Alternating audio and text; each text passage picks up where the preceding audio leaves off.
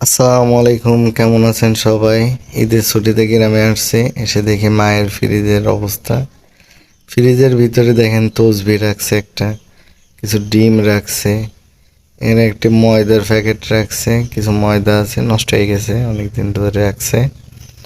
তারপরে এখানে একটি বিরিয়ানির মশলা আছে, মাংসের মশলা নষ্ট হয়ে গেছে এতদিন।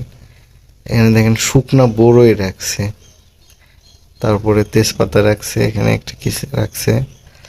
এখানে দেখেন কিছু পিঠা রাখছে, অনেক দিন হয়েছে খায় নাই। এখানে আবার কিছু ডিম রাখছে। এখানে দেখেন একটা পটেকি রাখছে, আবার উপরে একটা লাচ্ছি আছে। মেইন কথা দেখেন ভিতরে কি পরিমাণ বরফ জমছে। ফ্রিজের পাওয়ার 6 দিয়ে রাখছে, যার কারণে মানে নর্মালেও আপনার বরফ জমছে কি পরিমাণ।